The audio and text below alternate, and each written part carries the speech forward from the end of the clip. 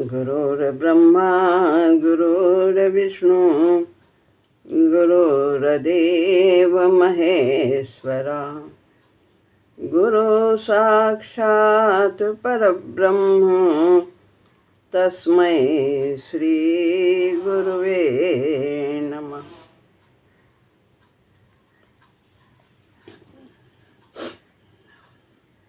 श्रीमद् भगवद गीता अध्याय 5 श्लोक है 26वां।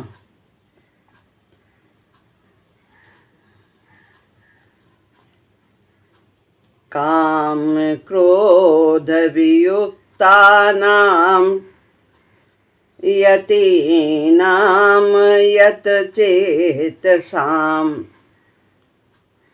अभितो ब्रह्म निर्वाणं वर्तते विदितात्मनाम्। इसके पहले 24 और 25वें श्लोक में सांख्य योग की बात बताई है कि सांख्य योगी को यानी ज्ञान मार्ग के लोगों को, साधकों को निर्वाण ब्रह्म की प्राप्ति होती है। फिर वे कैसे हो जाते हैं, उनका क्या अनुभव होता है, इस श्लोक में यह बता रहे हैं भगवान।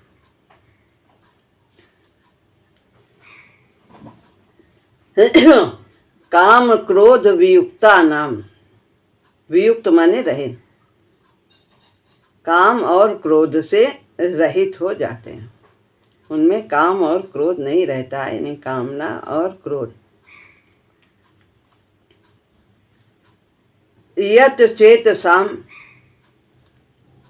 यानी चेतसाम कि अपने मन को जीते हुए रहते हैं, जीते हुए मन वाले होते हैं। यति नाम यानी सांख्य योगी काम क्रोध से रहित और जीते हुए मन वाले होते हैं सांख्य योगी। अभितः, अभितो का विसर्ग बन जाता है। अभितः सब ओर से यानी शरीर रहते हुए अथवा शरीर छूटने के बाद, दोनों में। ब्रह्म निर्वाणम, ब्रह्म निर्वाण वर्तते सभी जगह परिपूर्ण है। विदितात्मन, विदितात्मनाम यानी स्वरूप का साक्षात किए हुए हैं। उन्हें अपने स्वरूप का, आत्मा का बोध है, साक्षात्कार किए हुए हैं सांख्य योगी। पढ़ते हैं अर्थ। काम क्रोध से सर्वथा रहित, जीते हुए मन वाले, स्वरूप का साक्षात्कार किए हुए। ये 3 बातें बताई हैं। काम क्रोध से रहित और मन पर अधिकार है, जीते हुए मन वाले, और आत्म साक्षात्कार किए हुए। सांख्य योगी के लिए शरीर के रहते या शरीर के छूटने के बाद ब्रह्म यानी निर्वाण ब्रह्म सब जगह है, परिपूर्ण है।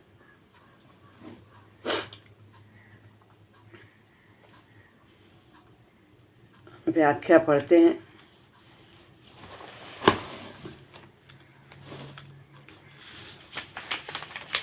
काम क्रोध वियुक्ता नाम यानी काम क्रोध से रहित। काम क्रोध हमें कब होता है, कामना कब होती है, क्रोध कब आता है? जब हम सांसारिक चीज़ों को महत्व देते हैं। पर जो सिद्ध पुरुष हैं उनमें काम क्रोध की गंध तक नहीं रहती। काम क्रोध दोष उत्पत्ति विनाशशील यानी सांसारिक पदार्थ जो यहीं पैदा होते हैं, यहीं समाप्त होते हैं। तो इनसे जब हमारा संबंध जुड़ जाता है यहाँ क्या पैदा होता है? शरीर भी यहीं उत्पन्न होता है, सारे पदार्थ भी यहीं पर सब उत्पन्न होते हैं और लय हो जाते हैं।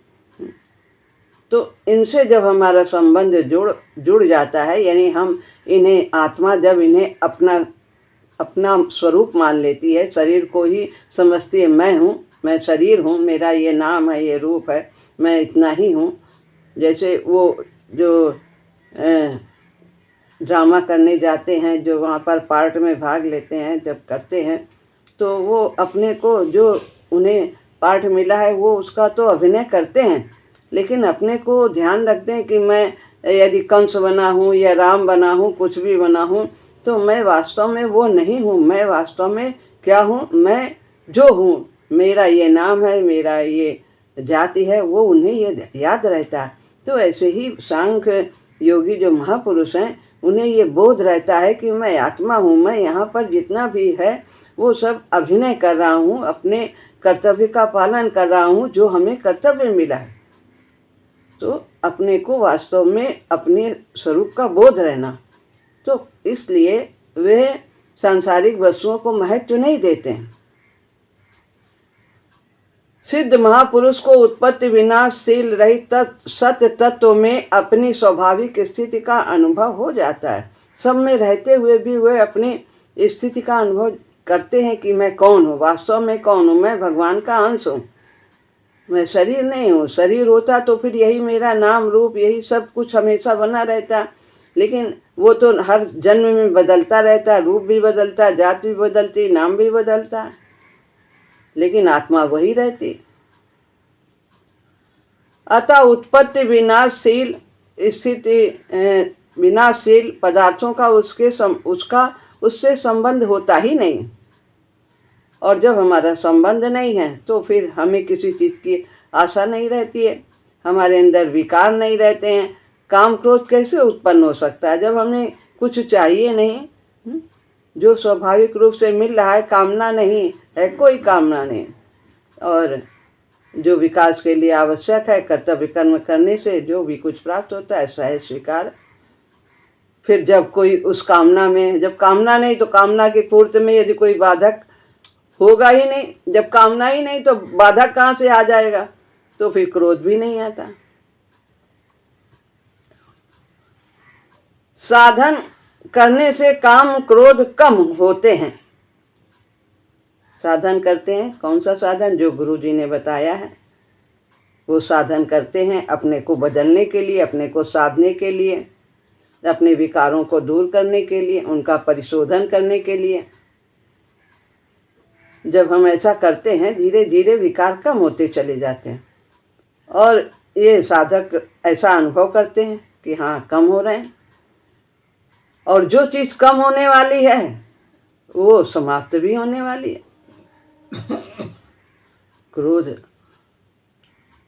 काम, अनेक विकार जो हैं, लोभ आदि, सब हमें पता लगता है जब हम साधन करते हैं कि हाँ, पहले कैसे थे अब कैसे, तो कम हो रहे हैं, तो कम हो रहे हैं, इसका मतलब वे समाप्त भी, क्षीण भी किए जा सकते हैं।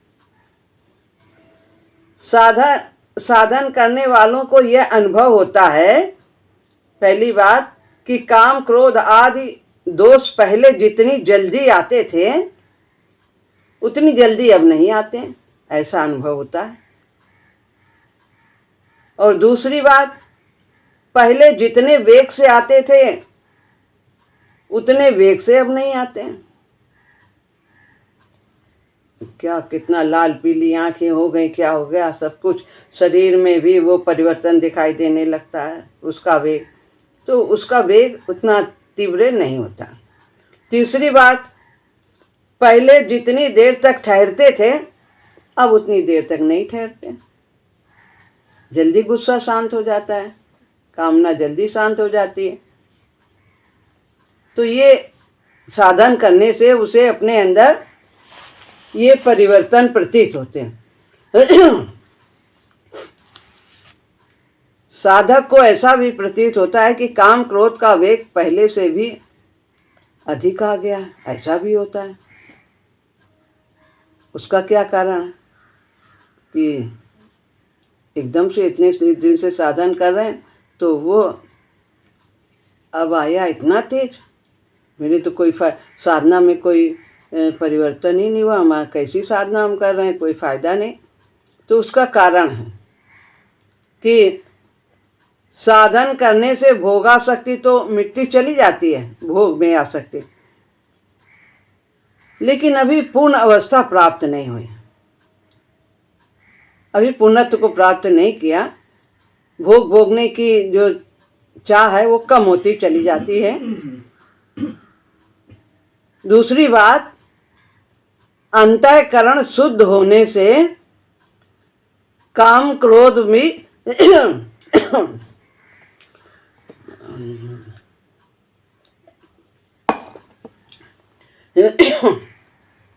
अंतःकरण शुद्ध होने से थोड़े काम क्रोध भी साधक को अधिक प्रतीत होते हैं। जरा सा भी गुस्सा आया तो लगता है अरे बहुत हो गया, इतना कितना हमने अपना सब साधन गंवा दिया। एक बार का क्रोध आना, चाचा जी कहते थे कि शुक्ला चाचा जी की 1 महीने की साधना चली जाती है, तो उससे लगता है कि बहुत हमारी हानि हो गई। और दूसरी बात बताते हैं कि जब कोई हमारे मन के विरुद्ध कार्य करता है तो फिर वो साधक को बुरा तो लगता है, लेकिन वो कुछ कहता नहीं, उसकी परवाह नहीं करता, लेकिन बुरा लगने का भाव भीतर बैठ जाता है और संग्रह होता जाता है। फिर अंत में थोड़ी सी बात पर भी वो जोर से क्रोध कर देता है, और जो सारा जितना बैठा है अंदर का संस्कार वो सब एकदम से निकल पड़ता है। तो लगता है कि बहुत ज़्यादा क्रोध आ गया।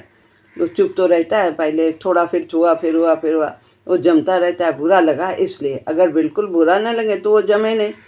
तो उसके लिए क्या करते हैं, जब अगर हमारे मन की कोई बात नहीं कहता है तो फिर हम, महाराज जी कहते हैं, उसको हंस दो, मुस्कुरा दो, तो वो अंदर नहीं जाता, बाहर निकल जाता है।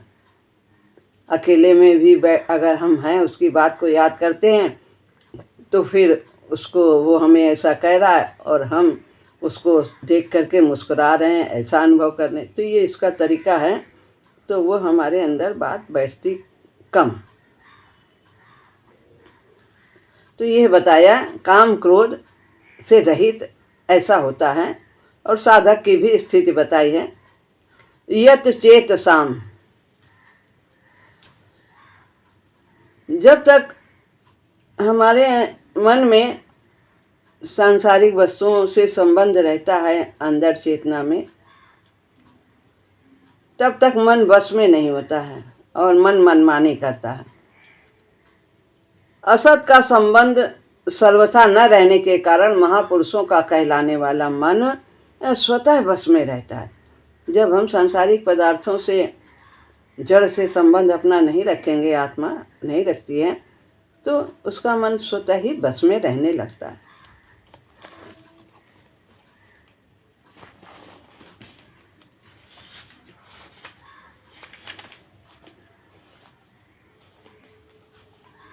यति,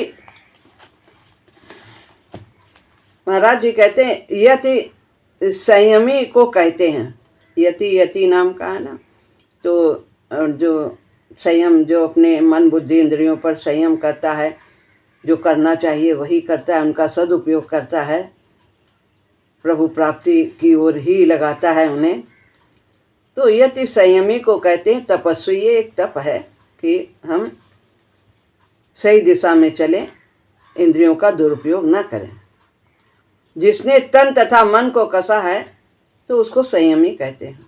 और वो बहुत ज़्यादा, बहुत ज्ञान मार्ग में बहुत संयम करते हैं, एकांतवास, अल्प कम वस्त्र पहनते हैं, जाड़ा है तो भी अल्पाहार करते हैं। तो ये सब ऐसी उनकी दिनचर्या होती है। इसलिए कहना पड़ा यत चेत साम। जिन लोगों ने काया को ही नहीं कसा बल्कि मन बुद्धि आदि का भी मर्दन किया है, इन्हें वश में किया है, शरीर का भी ऐसा ही रखते हैं इस प्रकार से, एकांतवास, कम खाना, कम पहनना कपड़े, तो और मन बुद्धि को भी कंट्रोल में करते हैं, संयम करते हैं, जबरदस्ती का रोकते हैं।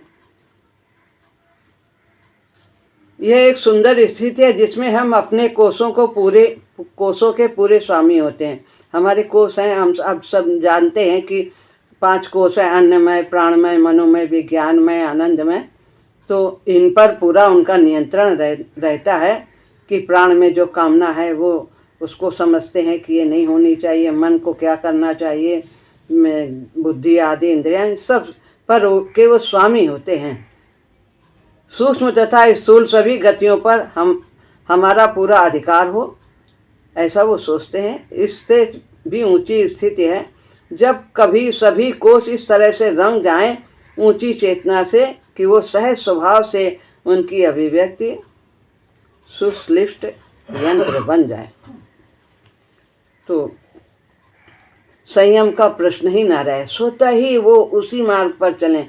संयम का प्रश्न ही नहीं होता है कि हमें इनको रोकना। एक ऐसी स्थिति प्राप्त कर लेते हैं, पहले तो संयम करते हैं लेकिन बाद में वो सब स्वतः ही सब संयमित हो जाती हैं। मन, बुद्धि, इंद्रियां सब कुछ आत्मा के कहे पर चलती हैं और उनके उद्देश्य की पूर्ति में लग जाती हैं।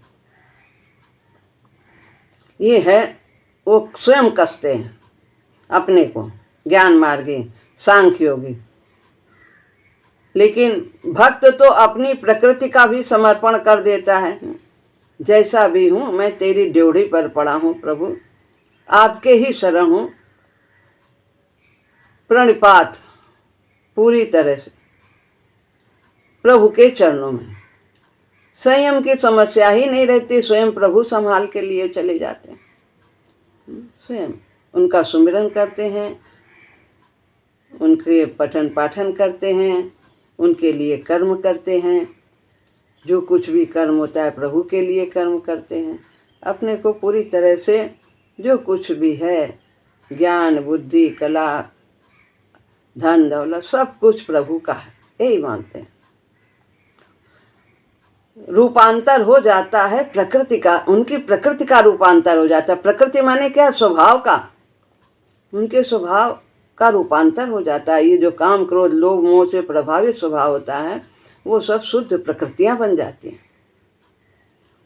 जैसे भगवान विशुद्ध सत्व में स्थित है वैसे ही भक्त भी हो जाता है। ये भक्त की पहचान है। और ज्ञान मार्गी, उनमें स्वयं अपने विवेक से चलना होता है और उसमें बहुत विवेक की आवश्यकता होती है। फिसल भी जाते हैं कभी कभी, लेकिन भक्त कभी भी उसका पतन नहीं होता। रजस तमस का संस्पर्श नगण्य हो जाता है भक्त में, केवल सतोगुण में ही स्थित रहता है। ज्ञानी प्रकृति से केवली भाव लाभ करता है, प्रकृति पर अधिकार चाहता है।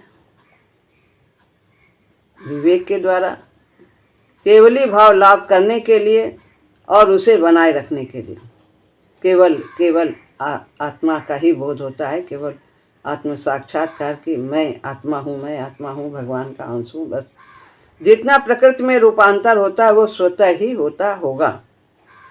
अब है आगे श्लोक 27वां।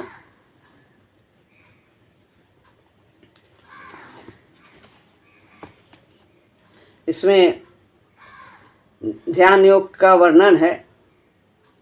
तो ध्यान योग साधक को स्वतंत्रता से परमात्मा की प्राप्ति कराता है। उसमें किसी की आवश्यकता नहीं होती है। अपना बैठ गए एकांत में, कोई सहयोग की जरूरत नहीं है। एवं कर्म योग, ज्ञान योग और भक्ति योग के साधकों द्वारा भी इसका उपयोग किया जा सकता है। हम लोग भी ध्यान करते हैं लेकिन थोड़ा तरीका अलग है उनका ध्यान करने का। नाक के अग्रभाग को देखो, ये भगवान आगे आएगा भी बताएंगे।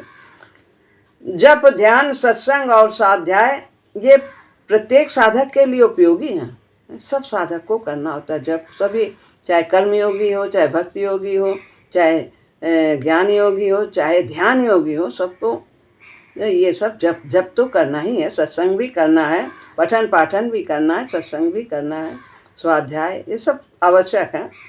तो ये ध्यान हम लोगों के भी मार्ग में है, पर हम लोगों के ध्यान में बैठने का तरीका दूसरी तरह का है और उनका जो ज्ञान मार्गी है उनका दूसरी तरह, जो ध्यान योग ध्यान लगाते हैं। पढ़ते हैं श्लोक। स्पर्शान कृत्वा बहिर्बाह्यान् चक्षुश्चैवान्तरे भ्रुवो प्राणापानो समो कृत्वा नासाभ्यंतरचारिणो। यहाँ पर ऊपर की पंक्ति में संधि है 8 के बाद, तो आधा ना और सा दोनों आए हैं। तो जब ना और सा दोनों आता है तो एक हट जाता है, तो आधा सा यहाँ पर हट गया, तो बहिर्बाह्यान पढ़ा गया। आगे चक्षुश्चैवान्तरे भ्रुवः पढ़ा गया। तो इस प्रकार यहाँ पर ये संधि तोड़ी गई है।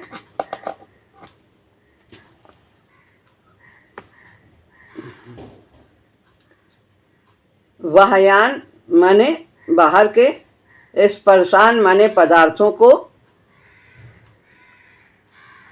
बहिर माने बाहर, ही छोड़कर, कृत्वा माने नीचे है, छोड़कर, चा और चक्षु माने नेत्रों की दृष्टि को, भ्रुवो भौं के बीच में स्थित करके, नासाभ्यांतर चारिणों नासिका में विचरने वाले, प्राण और अपान वायु को प्राणापानो माने प्राण और अपान, प्राण अपानो, प्राणापानो प्राण और अपान वायु को समो माने सम करके बताया कि ये दोनों 2 श्लोक जुड़े हुए हैं। तो इस प्रकार से वो ध्यान योग किस प्रकार से करते हैं कि परमात्मा के सिवाय सब पदार्थ बाह्य हैं, ये जितना भी है सब बाह्य है।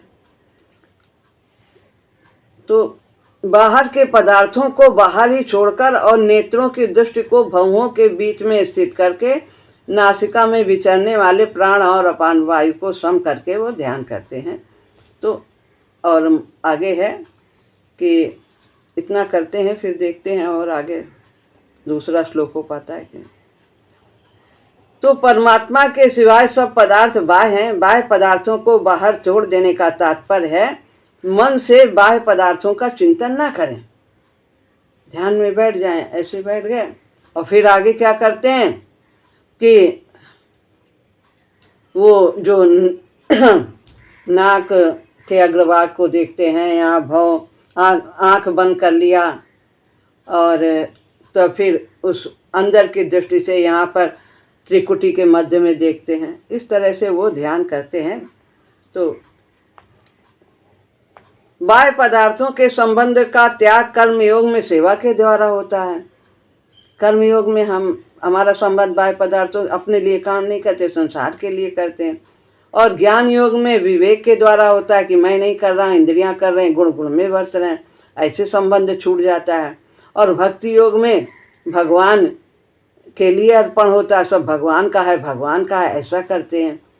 और ध्यान योग में बाह्य पदार्थों से संबंध विच्छेद की बात अब कह रहे हैं। तो ध्यान योग में एकमात्र परमात्मा का चिंतन होने से बाह्य पदार्थों की विमुखता हो जाती है।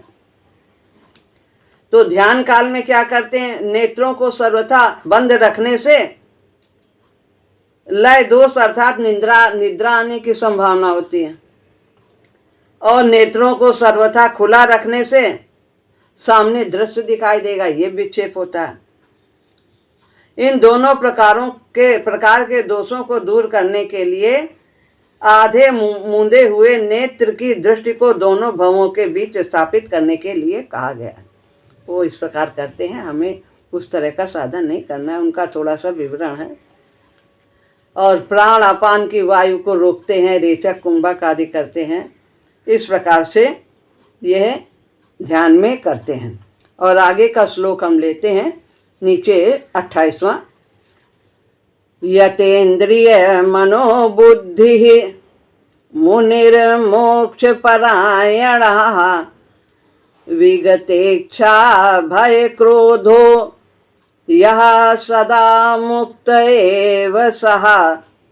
इसमें भी संधि है, ऊपर की लाइन में 28वां श्लोक है। इसमें बुद्धि के बाद रा है और बुद्धि पर 8 होता है, तो रा आधा है, वो विसर्ग बन जाएगा। अब आगे मुनिर मोक्ष परायणा ये पढ़ा जाएगा। तो यतेन्द्रिय मनोबुद्धि, जिसकी इंद्रियां मन और बुद्धि अपने वश में है। यह माने जो मोक्ष परायण है, मोक्ष की चाह है, जिसे वही श्रेष्ठ है, उसके लिए मोक्ष चाहता है। विगतेच्छा नीचे है, भय क्रोध हो, जो भय इच्छा भय और क्रोध से रहित है। सा माने वह मुनि सदा सदा मुक्त ही है। तो बताया है जिसकी इंद्रियां मन और बुद्धि अपने वश में है, जो केवल मोक्ष चाहता है, मोक्ष परायण है, तथा जो इच्छा भय और क्रोध से सर्वथा रहित है, वो सदा मुनि मुक्त ही है।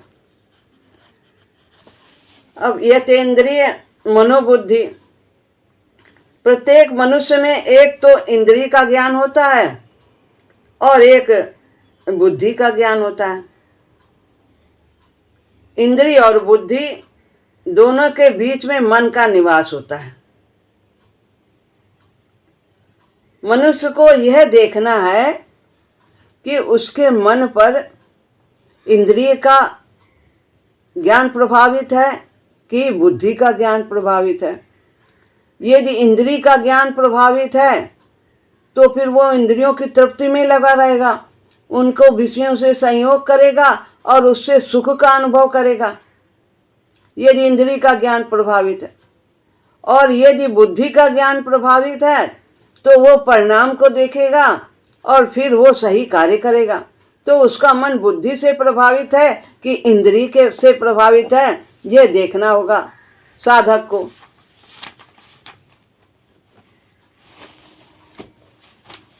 और ऐसा जिसका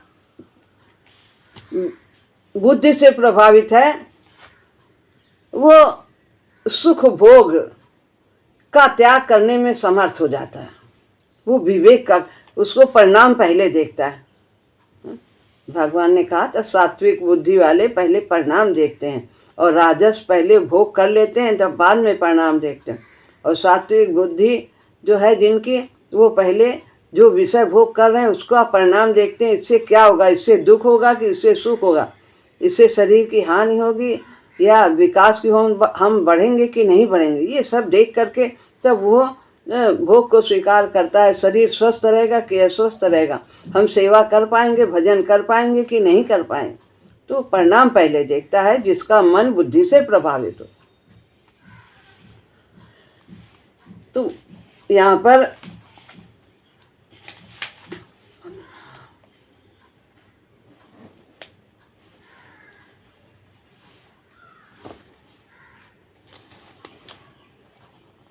इस प्रकार मोक्ष परायणा, ये यहाँ पर ये हुआ है, वो सदा ही यतेन्द्रिय मनोबुद्धि, और फिर है मोक्ष परायणा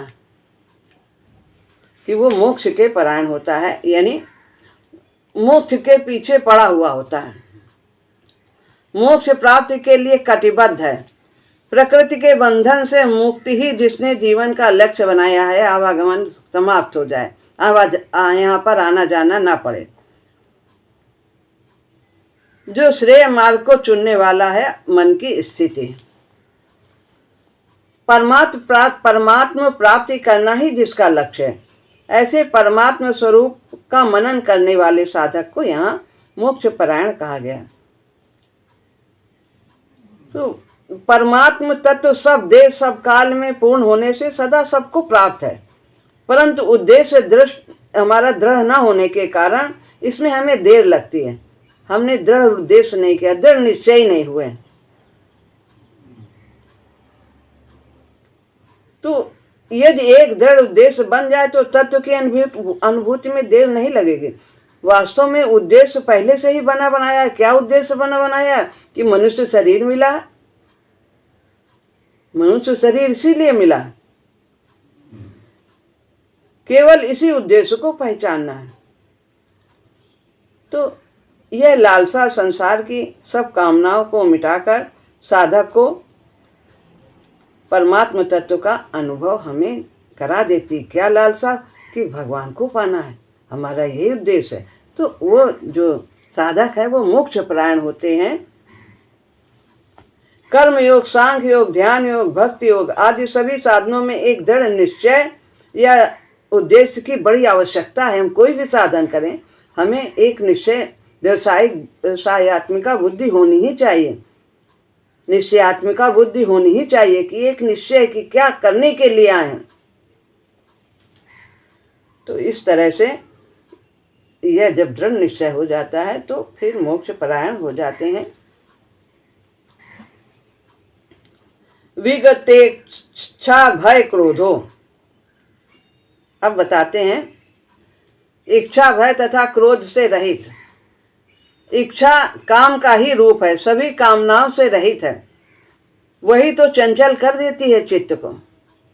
भय तथा क्रोध हमें क्षुब्ध करते हैं और आसक्ति मूलक होते हैं। तो इच्छा भय क्रोध यहाँ पर बताया है। अपनी इच्छा की पूर्ति में बाधा देने वाले प्राणी को अपने सबल मानने, अपने से सबल जिसको मानता है उससे भय बना रहता है, कहीं ये हमारे काम में बाधा ना डाल दे। और जो हमारा काम नहीं करता, यदि उसे हम अपने से कमज़ोर समझते हैं तो उस पर क्रोध आता है। ऐसे ही जीने की इच्छा रहने पर मृत्यु से भय रहता है। हम जीना चाहते हैं, जीना चाहते हैं, कहीं मर ना जाए, कहीं मर ना जाए, तो मृत्यु का भय बना रहता है। और दूसरों से अपनी इच्छा की पूर्ति करवाने तथा दूसरों पर अपना अधिकार जमाने की इच्छा से क्रोध आता है।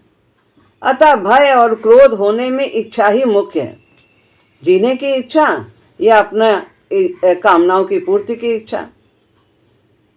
यदि मनुष्य में इच्छा पूर्ति का उद्देश्य न रहे, प्रत्युत एकमात्र परमात्मा प्राप्ति का उद्देश्य रह जाए, तो भय क्रोध सहित इच्छा का सर्वथा अभाव हो जाता है और इच्छा का अभाव होने से वह मुक्त हो जाता है। तो जो सांख्य योगी हैं, जो महापुरुष हैं, उनमें इच्छा नहीं रहती है, इसलिए वो भय क्रोध आदि से मुक्त होते हैं। उन्हें शरीर रहने पर भी वे मुक्त होते हैं, शरीर न रहने पर भी वो मुक्त होते हैं। जीने और मरने से कोई फर्क नहीं पड़ता। यदि वस्तु मिलने वाली है तो इच्छा किए बिना भी मिलेगी, और यदि वस्तु नहीं मिलने वाली है तो इच्छा करने पर भी नहीं मिलेगी। अतः वस्तु का मिलना या न मिलना इच्छा के अधीन नहीं है, किसी विधान के अधीन है। जो वस्तु इच्छा के अधीन नहीं है, उसकी इच्छा को छोड़ने में क्या कठिनाई है। यदि वस्तु की इच्छा पूरी होती तो उसे पूरी करने का प्रयत्न करते, और यदि जीने की इच्छा पूरी होती तो मृत्यु से बचने का प्रयत्न करते। कितना भी प्रयत्न कर लो, बच सकते हो।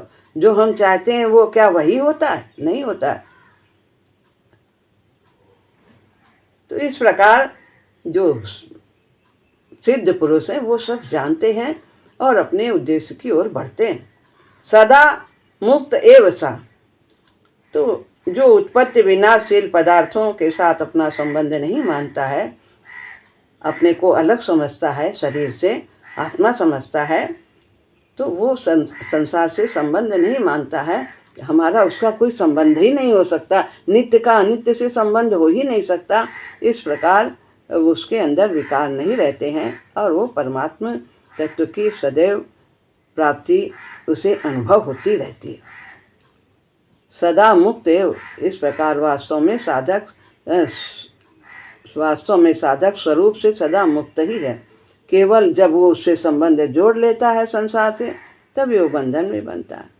तो ज्ञानी पुरुष अपने विवेक से साधना करते हुए सदैव परमात्मा तत्व का अनुभव करते रहते हैं। ब्रह्म निर्वाण सदैव चारों ओर उनके ओर रहता है, सब तरफ वो परमात्मा का ही अनुभव करते हैं। सब में वो वही देखते हैं, उसे ही देखते हैं। श्री राम।